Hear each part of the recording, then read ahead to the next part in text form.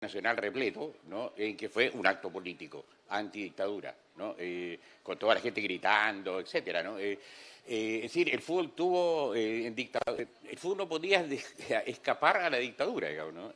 Y no por un efecto puramente indirecto, ¿no? O de casualidad o de la acción de uno u otro dignatario del régimen, sino porque el fútbol es parte de la sociedad, es una parte muy importante de la sociedad, ¿no? Y por lo tanto, la acción del régimen, así como transformó la previsión social, por ejemplo, o transformó las políticas, es decir, eliminó las políticas de vivienda y las convirtió en otra cosa, o transformó la salud, o transformó la educación, bueno, intentó también convertir el fútbol en otra cosa. Una tesis que hemos planteado es que llama mucho la atención de que en todos los otros sectores le resultó, y lo padecemos hasta hoy día, ¿no? Ahí está la AFP, ¿no? O sea, ahí está la ISAPRE, o sea, la seguimos padeciendo, pero en el fútbol no le resultó. Es la dictadura la que crea en el año 75, por ahí, sí, 75, el concepto de fútbol empresa y desarrolla, y voy a decir para no alargarme, ¿no? Al menos dos de sus acciones destinadas en esa dirección. Una es que el ministro secretario general de Gobierno, general Hernán Béjare, saca un decreto por medio del cual se saca a la directiva legítima del Club Colo-Colo, elegida por sus socios, ¿no? Y se le entrega la administración del club, fíjense, no es muy distinto, ¿eh? Se le entrega la administración del club a un grupo económico, al grupo económico del Banco encabezado por el Banco Hipotecario de Desarrollo, Hipotecario y Comercio, el BHC, al cual la gente le denominaba no casualmente los pirañas, ¿no? Ese grupo se hizo cargo de la administración de Colo-Colo para convertirlo en el fútbol empresa, ¿no? Porque se parte del principio de que el fútbol como era adolecía de dos grandes cosas. De ahí partió la dictadura, ¿no? Uno, de que no tenía una administración eficiente y gerencial, ¿no? De gente, comillas, que supiera de negocios. No tenía eso. Y segundo, que la estructura del fútbol descansaba en una organización social. Ahí hay un grave error que se comete a veces ahora, ¿no? De decir que los clubes eran corporaciones sin fines de lucro. Eso no es cierto. Los clubes eran organismos sociales que tenían y recibían una persona, al igual que un sindicato, al igual que una junta de vecinos, al igual que cualquier organismo social, y recibían una personalidad jurídica del Ministerio de Justicia. Eso eran los clubes. Entonces, la política de la dictadura, el segundo pilar, digamos, es que esa estructura de propiedad era ineficiente también. Y había que, por lo tanto, privatizarlo y pasárselo a aquellos que sabían gerenciar. Y le pasaron Colo-Colo a ese grupo. El grupo lo devolvió a los 5 años y cobró toda la plata que había invertido, ¿no? Y lo devolvió en condiciones que tuvieron que intervenirlo el club. Esa fue una cosa que hizo la dictadura y que no le resultó, ¿no? La segunda le resultó un poco más o menos, pero terminó en crisis también, que a partir de dos personajes, entre comillas, ¿no? Personajes dirigentes de uno de los grupos de más extrema derecha que sí siguieron funcionando, para los cuales no había receso político, digamos, que se llamaba Avanzada Nacional, y esos señores eran Rolando Molina y Ambrosio Rodríguez, fiscal general de la República, con oficina en La Moneda, ¿no? Ellos dos fueron nombrados por el rector delegado como dirigentes del Club Deportivo de la Universidad de Chile. Eso era estrictamente ese nombre, el Club Deportivo de la Universidad de Chile, igual como había el Club Deportivo de la Universidad Católica, es decir, era parte de la Vicerrectoría de Extensión, etcétera. Es toda una historia, para muy, muy bonita, diría yo, ¿no? De la presencia de los rectores, de políticas de la universidad sobre el deporte, sobre el fútbol, etcétera. Nombraron a estos dos sujetos y estos sujetos son los que inventan sacar el fútbol profesional del Club Deportivo de la universidad. Sacarlo, autonomizarlo y crear una cosa que probablemente la conocen los más jóvenes también un poco más, llamada Corporación de Fútbol de la Universidad de Chile, Corfuch, que es la primera privatización del fútbol de la universidad. Y se fijan, es decir, con un par de movimientos, para eso tenían todo el poder, con un par de decretos, piensen que la universidad está todas con rectores delegados, la televisión eran 3 canales universitarios y el canal estatal, por lo tanto, inmediatamente era todo del gobierno, con un solo decreto, digamos, ¿no? operaron sobre los dos clubes que tenían mayor respaldo, mayor convocatoria de público, etcétera, etcétera, ¿no? Pretendiendo generar ese nuevo fútbol. En el caso de la Corfuch duró un poco más la crisis, pero terminó la dictadura en una crisis total, ¿no? Estos acusados de malos manejos financieros, de malos manejos administrativos, etcétera, etcétera, ¿no? Entonces, la dictadura opera sobre el fútbol de una manera muy consciente, ¿no? De que hay que manipularlo, de que hay que... Y no solo eso, no solo en el sentido de propaganda, sino en el sentido de cambiar la estructura del fútbol. Y ahí es donde aparece algo que él señalaba, ¿no? Que es la creación de clubes desde a lo largo de todo el territorio. Y yo lamento nombrar clubes, pero porque ahora algún hincha por ahí, ¿no? Pero lamentablemente son creados por la dictadura, digamos, ¿no? Hay un pecado original que pueden lavarlo, ¿ah?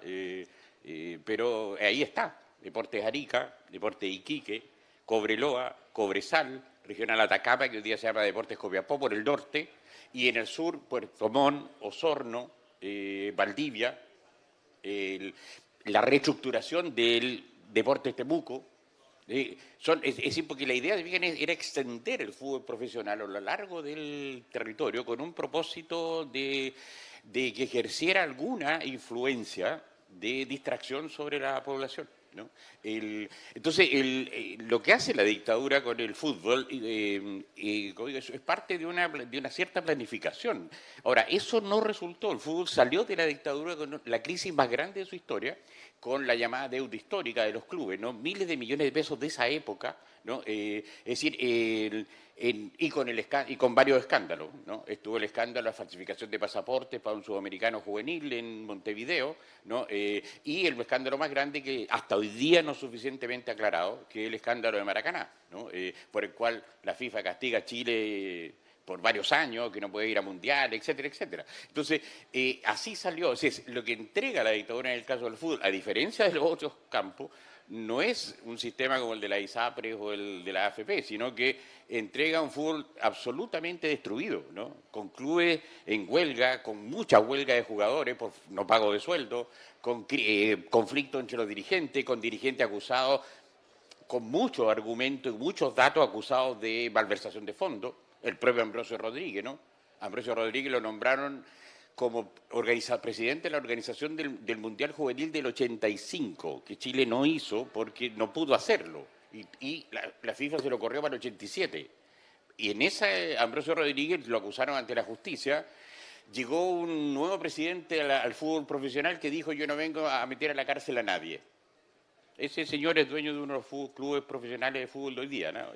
Y él y su familia. Y dijo: yo no vengo a meter a la cárcel a nadie, así que sacó todas las acusaciones contra Ambrosio Rodríguez, contra todos, Molina, etcétera, ¿no? Y todo eso quedó en la nada, ¿no? Y eran numerosos casos de mal manejo, por lo menos mal manejos, cuando no robo de plata. Entonces, el hablar de fútbol y la dictadura implica pensar en una época en que el fútbol chileno vive una situación en que, como digo, se destruye algo y no se alcanza a construir lo otro. Digo no se alcanza porque se construyó después. O sea, lo que la dictadura había querido hacer es lo que se hace en este siglo, ¿no? Con la ley de sociedad anónima deportiva, con la privatización del fútbol. Es decir, algo que eran organismos sociales, cuyos dueños eran los socios que querían integrarlos. No había límite para hacer, no había una cantidad de socios, por eso que no eran corporaciones. Las corporaciones tienen número de integrantes, ¿no? Los socios no. Si que había 20.000 socios, bueno, hay, mejor. Y si hay 50.000, mejor todavía, ¿no? O sea, todo el que quisiera podía ser socio de un club. Ellos eran los dueños y la asamblea de socios era el órgano soberano, ¿no? Donde se tomaban las decisiones. No quiero decir ni mitificar eso, ni siquiera. No, también había manejo y había dirigentes que eran capaces de maniobrar una asamblea o que tenían más plata y ponían plata de repente, ¿no es cierto? Y eso les daba un cierto poder, etcétera. También hubo algunos que se robaron plata. Es decir, no se trata de mitificar el pasado, pero es el pasado que había. Y lo que hace la ley de sociedad anónima deportiva es muy simple: privatiza. Así como privatizaron empresas, como privatizaron la educación, etcétera, privatizaron el fútbol. Y ahora hay alguien que dice: yo soy dueño, como dijo un expresidente de de Azul Azul, porque no es la U eso es Azul Azul, Sociedad Anónima, dijo, yo siempre soñé con ser dueño de la U. Y no fue. Para eso tiene plata, ¿no? Y la sigue teniendo, a pesar de que en algún momento la justicia lo condenó por, ¿cómo le llaman a eso? Información privilegiada, ¿no? Y lo condenó como culpable. Ya se lo sacó eso, ¿no?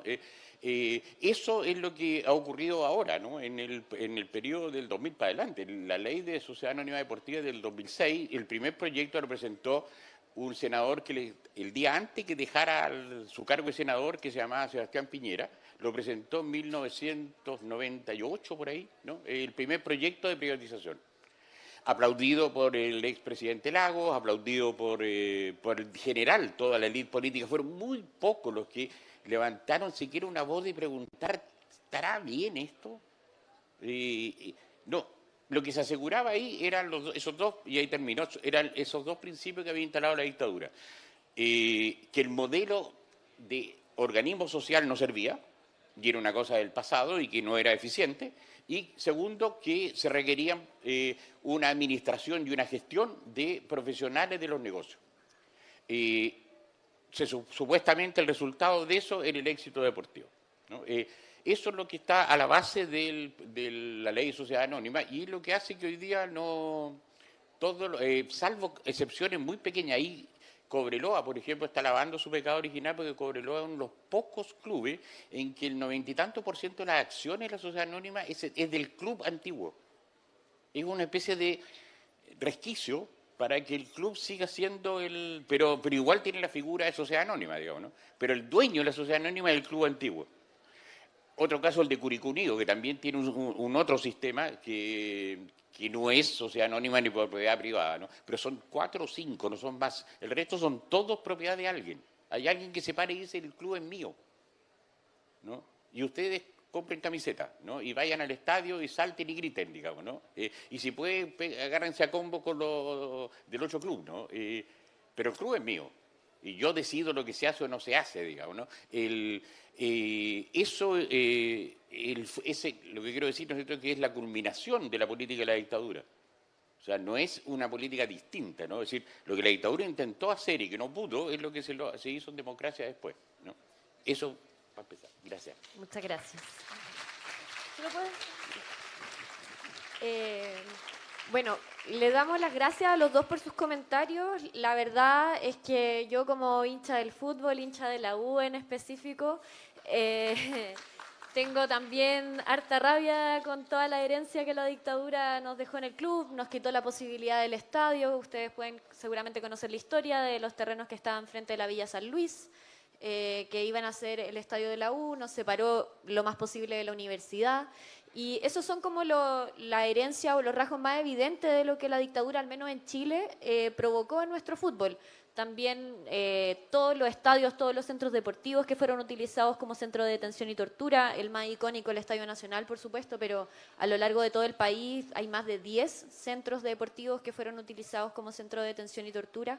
Esos son los rasgos más evidentes que nosotros podemos rastrear de lo que significó la dictadura para el fútbol chileno, para el fútbol en el continente. Pero, ¿de qué manera crees tú que, René primero, que este libro puede venir a aportar también a las herencias de la resistencia que se generó en dictadura y que se enmarcó en el fútbol? Porque, por un lado, por ejemplo, en este relato que yo también encontré muy bonito, de la pichanga que se hacía en la calle, eso es algo que hoy en día se replica, que se vio en Plaza Dignidad en la época de la revuelta, que se ha visto en otras ocasiones.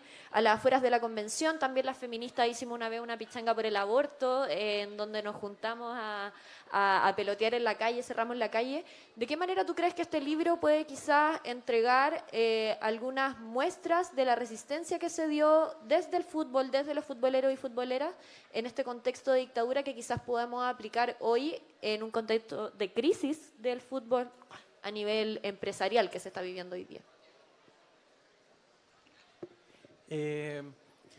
Bueno, yo creo que ahí el libro tiene como dos cosas. Una es que trae un texto que es directamente, por ejemplo, el ejemplo de Sócrates en Brasil, que muestra un poco la resistencia así como más política a las dictaduras. y que muestra otro fútbol también, otra forma de entender el fútbol y no solo el fútbol en la cancha, sino que el fútbol en el camarín y el fútbol en la casa incluso. Lo cambiaron ellos, el contrato que tiene el futbolista también con el club, que el futbolista al final es de los únicos, yo creo, trabajadores o trabajadoras que no pueden renunciar a su trabajo o irse a otro trabajo, como que están amarrados al club en este caso. Entonces el texto trae un poco eso, pero también trae un poco el cotidiano, que es la resistencia como de estas otras formas, como el fútbol resistió y ayudó a resistir también, que también son formas distintas de comprender el fútbol, muy distintas a las que hay ahora. Y yo creo que el libro en eso es bastante interesante en cómo escriben mucha gente que no vivió la dictadura, como el caso mío o como el caso tuyo. Entonces, como que piensan el fútbol y conocimos un fútbol que era totalmente distinto al fútbol que existió durante un siglo acá en Chile. Entonces, el libro trae también un poco de eso, de cómo era el fútbol antes y a nuevas formas de pensar el fútbol en el futuro. Como decía Eduardo, el fútbol hoy en día está prácticamente completamente privatizado. Pero este libro trae ciertas luces a nuevas formas o nuevas viejas formas de entender el fútbol y cómo recuperar los clubes, pues, los clubes que se perdieron y los clubes, como mencionaba Eduardo, como está Curicó o en el caso mío, que yo soy hincha de Cobresal, que también es de los clubes que se resisten a convertirse en sociedad anónima y que aún tienen asambleas de socios y cuestiones que siguen resistiendo de manera muy paupérrima y aislada, pero que siguen estando ahí.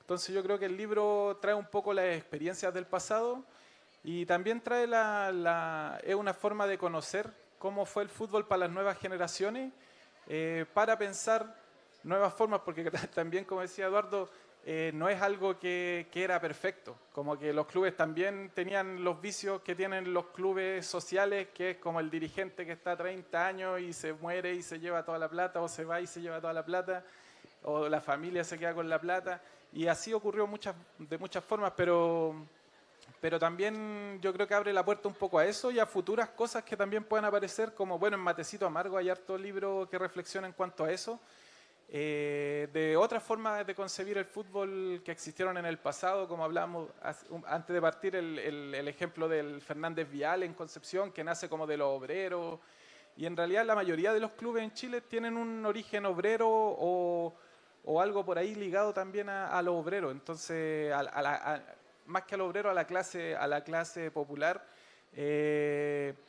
y a la organización. Y los clubes en ese sentido siempre fueron políticos. Como que esta división entre lo político y el fútbol no ha existido y es un invento también de esta nueva forma de entender el fútbol como empresas que no se ligan a estos aspectos sociales o políticos del pueblo en general.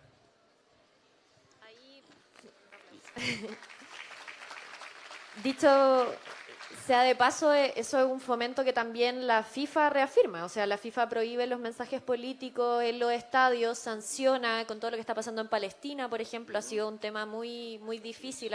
Me acuerdo que hace unos años Palestina sacó una camiseta conmemorativa, como con su territorio original en los números, y se la prohibieron, la sancionaron, no pudieron hacerlo. A nosotros nos pasa en el estadio todo el tiempo cuando queremos sacar lienzos que hablan sobre la dirigencia. Me gustaría ir más a lo que pasa con las hinchadas del fútbol. Sabemos que estos vicios que hemos heredado, esta violencia que hemos heredado como sociedad, también tiene mucho de su origen en esta manipulación que se hace de masa a propósito de que el fútbol es probablemente el evento más masivo que se realiza en el país cada fin de semana.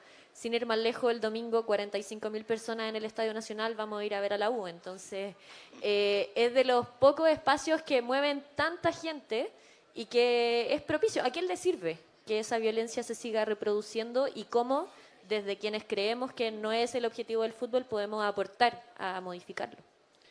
Bueno, ese es un tema bien complejo, porque por varias razones. Uno, porque estamos en el 24, casi se le puede poner fecha de nacimiento, alrededor de 79-80. Es decir, la violencia, la estadía y las barras bravas son producto de la acción consciente y intencionada de las directivas del fútbol profesional de esa época, ¿no? A partir de un diagnóstico que tuvo que ver con las dos finales de Copa Libertadores que perdió el fútbol chileno, Colo-Colo y la Unión Española en los años 70, ¿no? Entonces se decía, bueno, lo que pasa es que el público chileno es tonto, no, es otra palabra que se usaba, ¿no? Es tonto, es pavo, ¿no? No impone, vienen esas frases que a mí por lo menos me molestan mucho, ¿no? Esos lugares comunes, no impone su condición de local, no hace sentir la presión al visitante y todo ese tipo de cosas. Eso fue una campaña sistemática en la prensa, en la que la mayor parte del periodismo deportivo era cómplice de las directivas, no todos, pero la mayor parte. Y fue una campaña sistemática de cambiarle y se dijo, cambiarle la mentalidad al hincha chileno, generar una mentalidad ganadora, que nunca más los triunfos morales y nunca más los segundos lugares, y hay que ganar como sea, ¿no? Y producto de esa discursividad, que no se ha terminado, es que se comienzan a aparecer en los estadios comportamientos violentos, pero que también tenían otro carácter. Es decir, podríamos resumirlo, ¿no? De alguna manera el régimen y las directivas del fútbol crearon un monstruito que se les escapó de las manos, que creyeron que lo podían manejar, que podían utilizarlo cuando ellos quisieran, ¿no? Y ese ser que apareció ahí, ¿no? Colectivo, llamado Barra Brava, ¿no?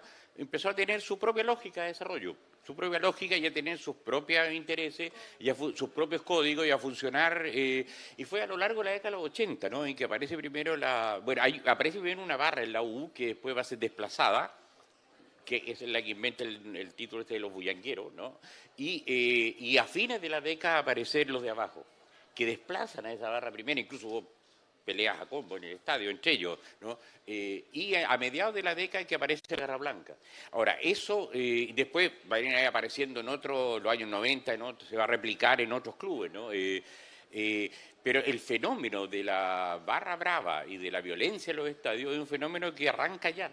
Ahora, hay que agregar otro elemento que es propio de la dictadura. La dictadura instaló en la sociedad chilena, no solo en el fútbol, en la vida cotidiana de cada uno de nosotros, el principio de que el fin justifica los medios. Siempre el fin cualquiera, es decir, el fin va a lograr que el medio que yo use, que robe, que me consiga información bajo tortura, que me adelante en la cola a alguien, cualquier cosa es válida.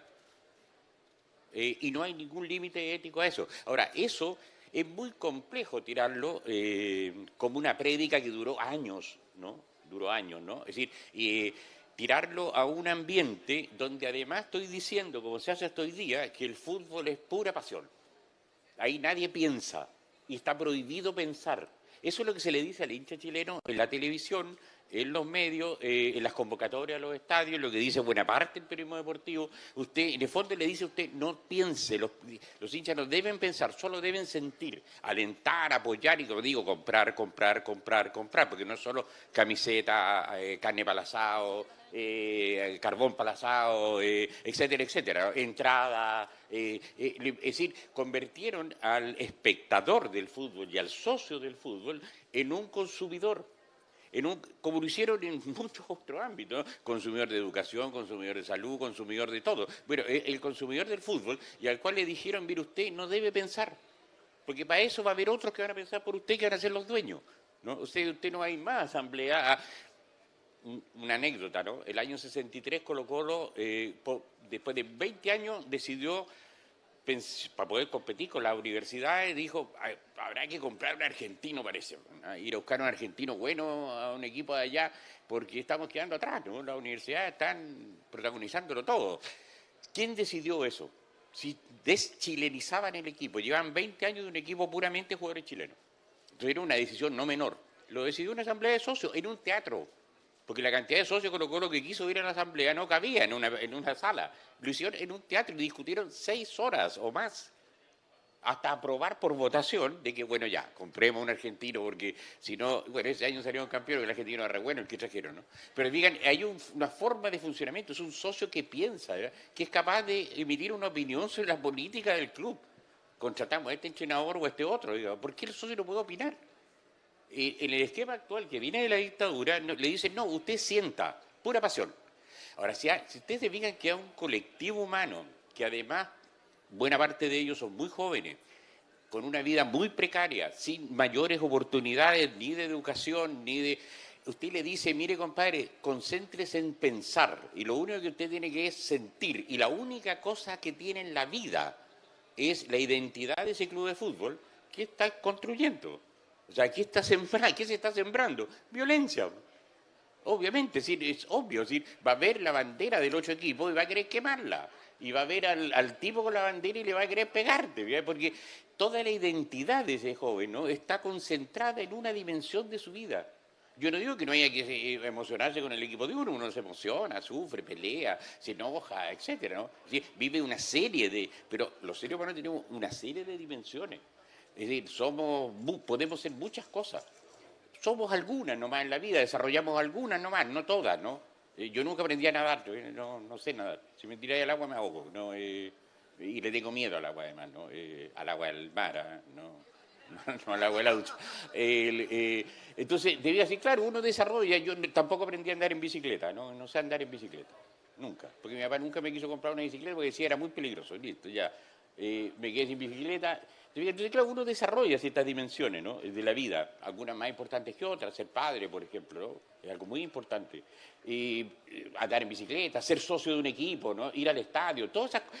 Ahora, si a mí uno toma, no un joven, ¿verdad?, sino colectivos de jóvenes, insisto, precarizados, sin posibilidad de empleo, de un empleo decente, ¿no?, de un empleo estable, sin posibilidades de educación, etcétera, etcétera, ¿no? Y usted le dice, mire, concéntrese en la identidad y defender su bandera del equipo, y le viene con toda esa retórica de la pasión y de que si usted pierde es porque lo han humillado, ¿no?, y le han pintado la cara, y todas esas típicas frases de los periodistas deportivos. Bueno, el tipo va a decir, es como si un embudo, ¿no? Toda su vida se va concentrando ahí. Y es lo que uno ve cuando, ¿qué pasa con los jóvenes de las barras bravas? De repente están toda la semana pensando en el partido del domingo, en nada más, ¿verdad? No hay otra cosa en que hacer. Ahora, no son todos así, obviamente. Yo allá en la universidad tengo una relación muy buena con la Asociación de Hinchas Azules, que me han invitado muchas veces a conversar, qué sé yo. Son estudiantes de la universidad, claro, ellos son estudiantes de la universidad, pero ellos tienen esa posibilidad, ¿verdad? Entonces están pensando, están estudiando una carrera, van a ser profesionales, entonces les gusta la U, por supuesto, y van al estadio, por supuesto, y gritan el gol, por supuesto. Pero no toda su vida se concentra en ese gol que se perdió, ¿verdad?, o en ese árbitro que no cobró el penal. Es que es demasiado.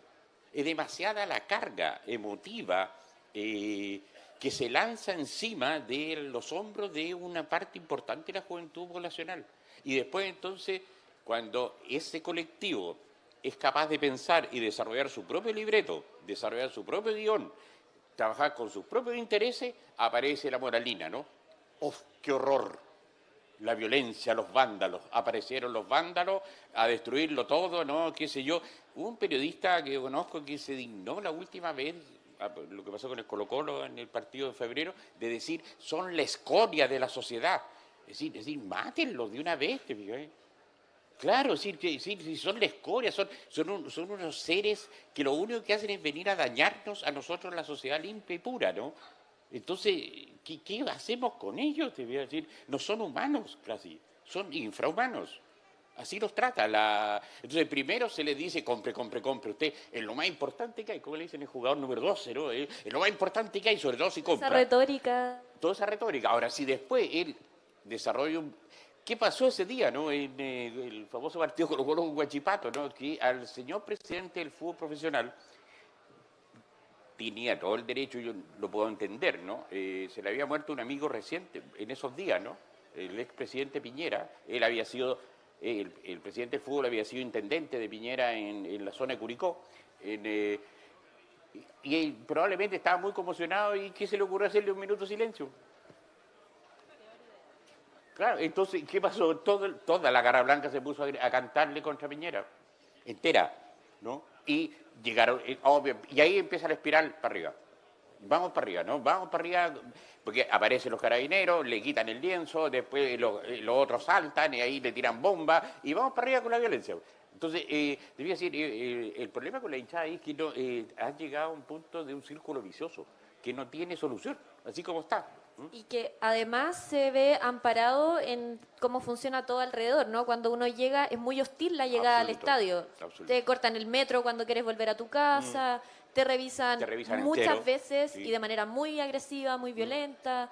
Y eso no ha logrado parar, hasta al menos hasta ahora, que se ingresen cosas que no son permitidas. Sí, claro, porque además resulta totalmente ineficiente, porque a uno, mi hijo que está ahí, vamos al estadio, ahora vamos a 1.391 personas nomás, pero vamos igual. Y los revisan enteros, ¿te ves?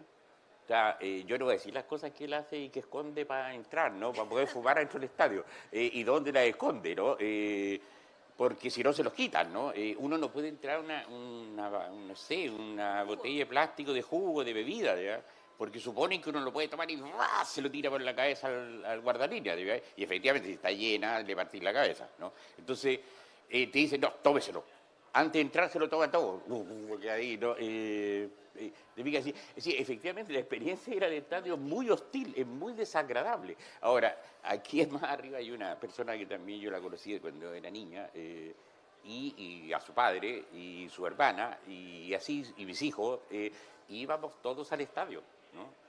Al Estadio Nacional a ver una reunión doble donde en el preliminar jugaba la Universidad de Chile y en el partido fondo jugaba Colo-Colo. Y lo que más pasaba es que los hinchas de la U le hacían barra al rival del Colo y los del Colo le hacían barra al hincha de la U. Y eso era todo. Claro, y también acompañado de toda esta hipocresía de que vuelva la familia al estadio y la galería vale 11 lucas, Además. Entonces un montón de cosas.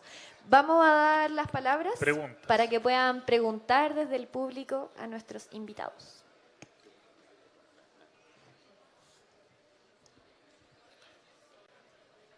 Arriba, Tena.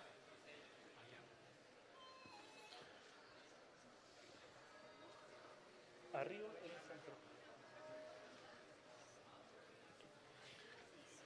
Póngase de pie, por favor, para que le diga el micrófono su nombre y la pregunta.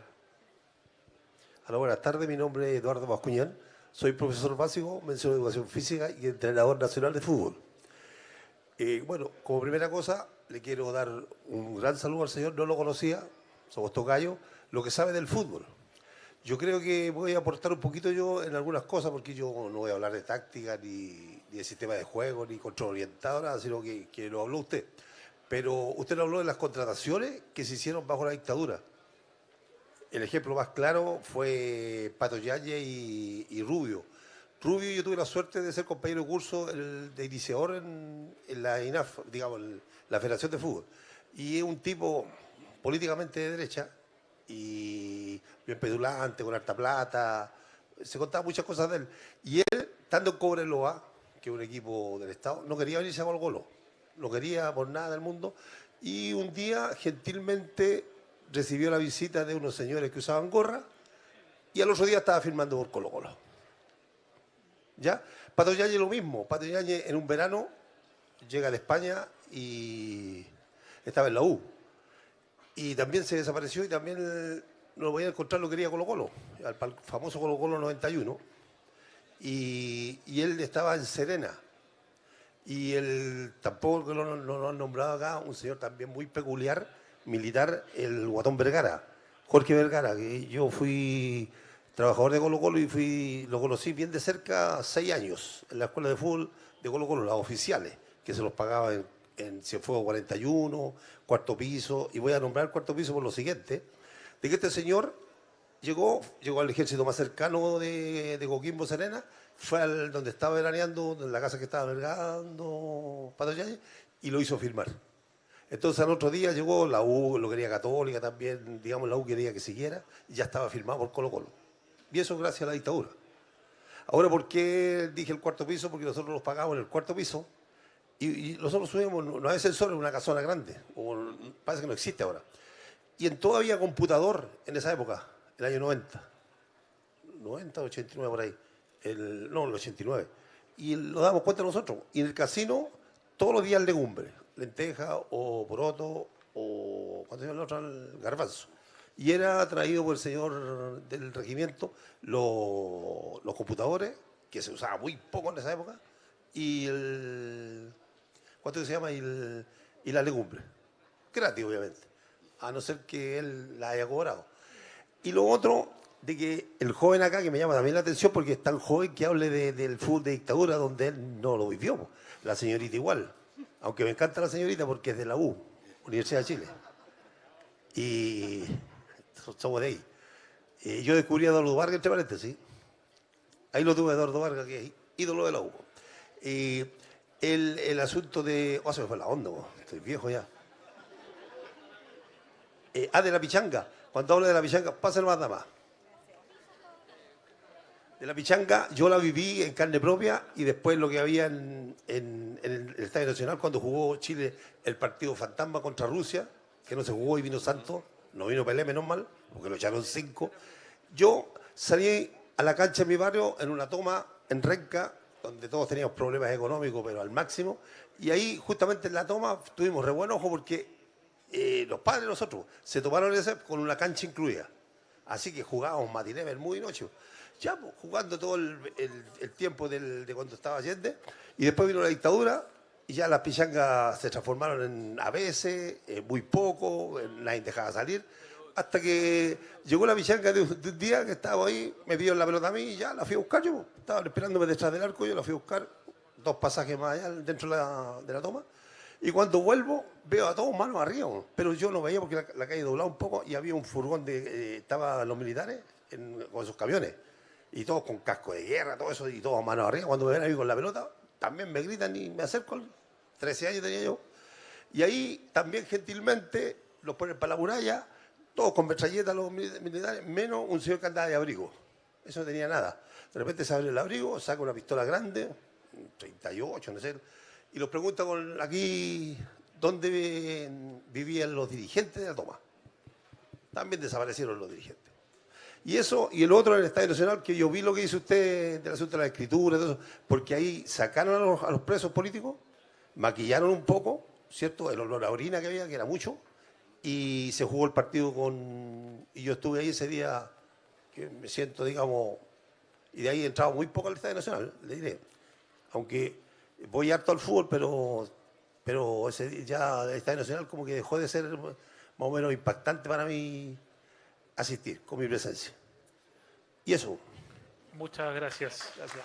Tenemos espacio para otra pregunta.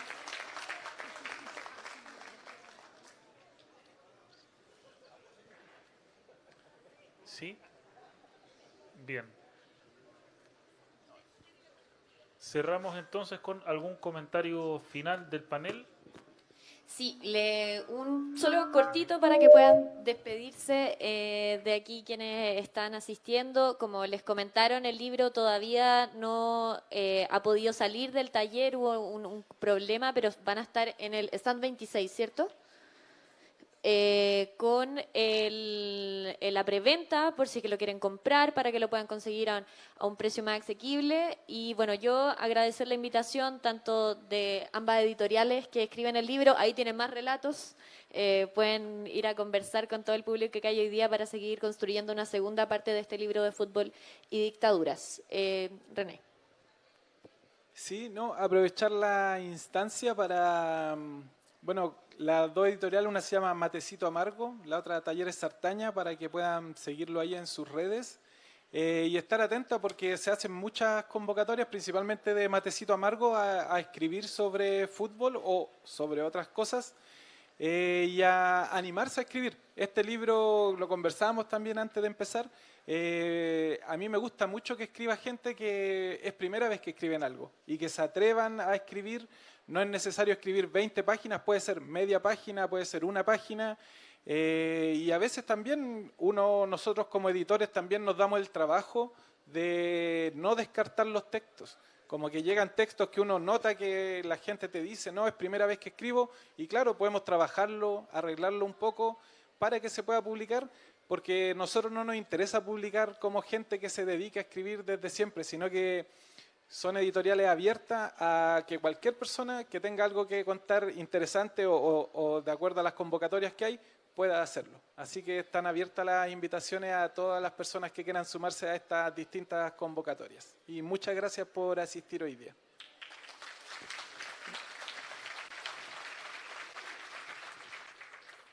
Dar las gracias por la invitación, felicitarlos porque están produciendo mucho. Lo conversábamos antes, durante el siglo XX y hasta fines del siglo XX, los estudios sobre deporte en general, no solo sobre fútbol, eran muy escasos. O sea, las ciencias sociales, la verdad es que no le daban mucha importancia a estas actividades y a estas prácticas sociales como objetos de estudio, ¿no?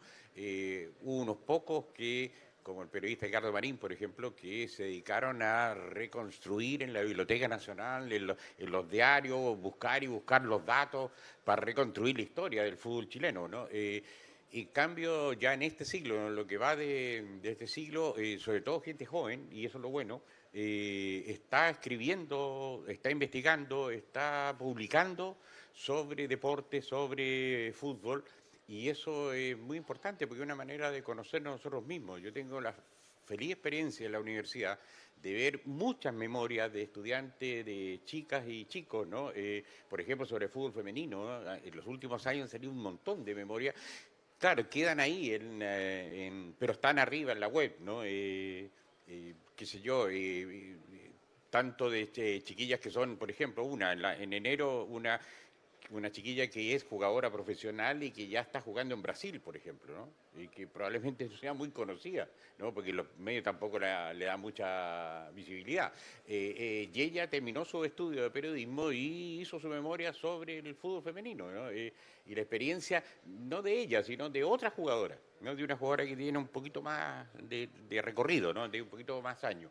Y hizo un estudio biográfico porque una jugadora con mucho esfuerzo llegó a ser una figura destacada del fútbol femenino. Entonces hay mucho trabajo a ese nivel que está haciendo justamente la gente joven y que va a ir quedando como un acumulado de conocimiento, de saber, que nos permita, bueno, a los más jóvenes, ¿no? Pero permita qué sé yo, que la segunda mitad de este siglo sea un poquito mejor, ¿no?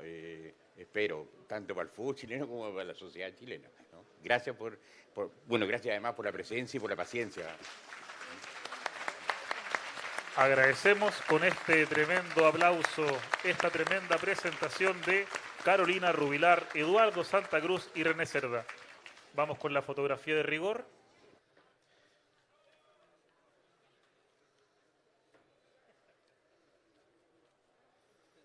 Perfecto.